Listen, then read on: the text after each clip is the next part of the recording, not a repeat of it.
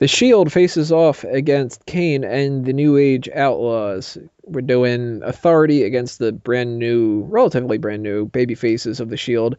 I like the Shield as baby faces, even though I was and still kind of think that the triple threat that everybody had predicted would have been the better method of going about things, but at least they're good as baby faces. If that would have been terrible and we would have had another Alberto Del Rio situation where they turn somebody into a face and nobody really can get behind them, then that would be terrible. But um, I'm not too into this match.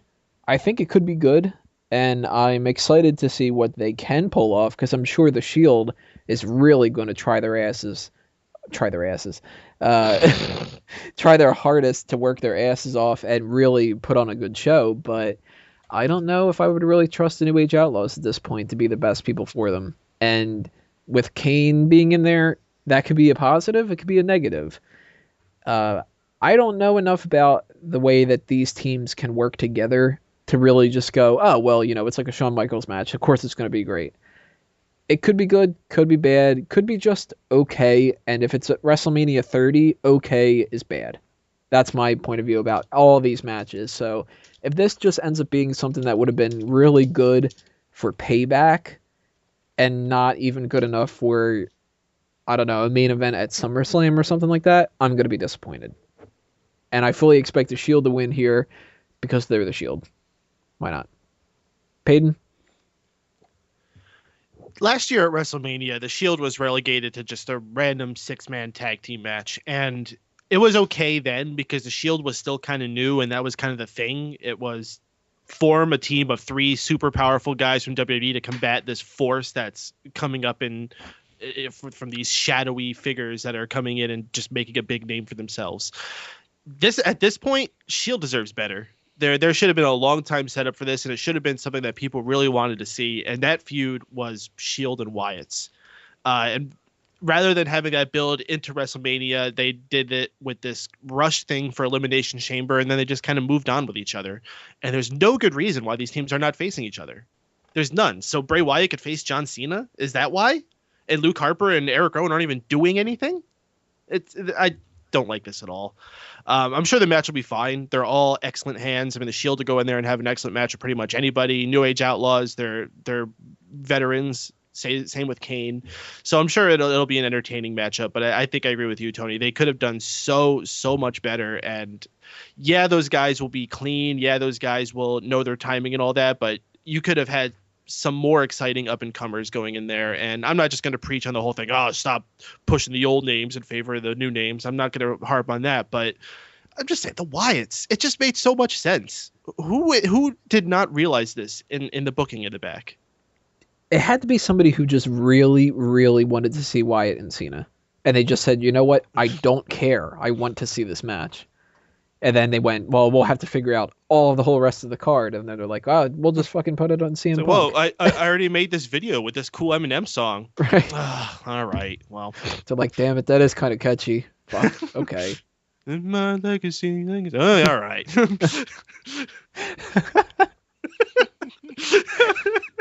I'm like picturing Vince McMahon sitting there with like the 8 Mile thing. He's got the hoodie on, and he's just kind of like, you convinced me. I fucking love this.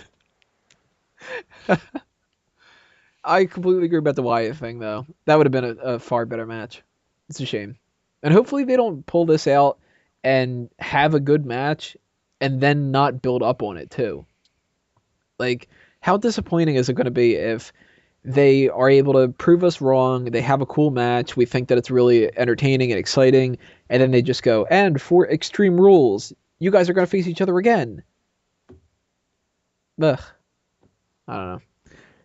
Sean, what do you think about this match? Yeah, I'll tell you now what's going to happen at the end of this match. Kane's team's going to win because Eric Rowan and Luke Harper is going to interfere, and then thus having the Shield and the Wyatt family fighting it out at Extreme Rules. What do you do with Cena then? Oh, fuck Cena. You don't like that Eminem song, do you? Put him against CM Punk, you know? I don't Miguel? really care. I agree that I think Kane and the New Age Outlaws are going to win, and the only reason I say this is because I I'm going to say this right now, but I'm not going to go into much depth. I do see Daniel Bryan winning at the end of this pay-per-view, and I think they're going to have the Shield lose out to to the Authority, just to kind of give that sense of, oh well, the Authority won in this round. Who maybe they might win later on in the show when Triple H finally defeats that punk Daniel Bryan. I think they're going to do this to kind of give the sense that maybe the Authority is going to kind of, blaze the trail for tonight's pay-per-view. So I think the Shield can afford to lose. I think they're so hot right now as baby faces. I think they can afford to take one for the team in the case of the Authority. So I see Kane and the Outlaws winning. Now, how would you book them losing? Just I clean think win, clean lose. no. I think it makes more sense to have the Wyatts interfere because, like I said, was it Sean or Wago? Whichever one of them said it. Sean. I do see some heat going when it comes to Shield versus the Wyatts. I do think there's a future in that. So I think that's an interesting direction to take, and I can see that happening. Wago. As far as this match goes, there is just no build to it, and there's other than they just powerbomb Kane one day and they're suddenly faces. So I've got no real interest in what's going to come of the match. As far as the quality goes, I'm actually expecting a decent match. Kane can still go, and every time the Shield gets in a match, it's gold, so I'm pretty confident that we're going to get a good showing out of it. It's just whatever the Shield touches magic, so awesome. And I've got the Shield winning this, because if you don't have the Shield go over, then you're a fucking idiot. Explain. Elaborate. Why is there no chance whatsoever that the Shield can lose?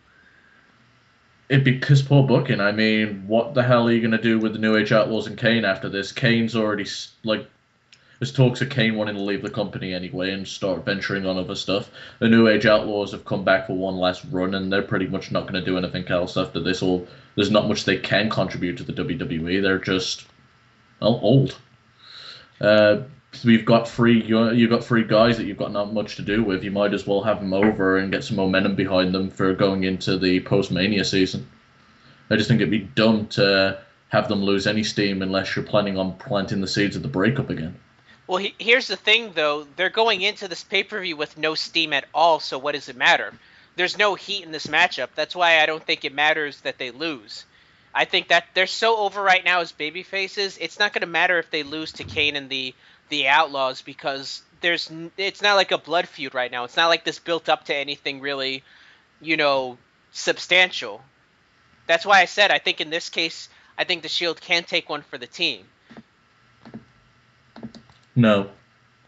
Okay. All right. Fair enough. Sadly, we're going to talk in the next part about the Divas match.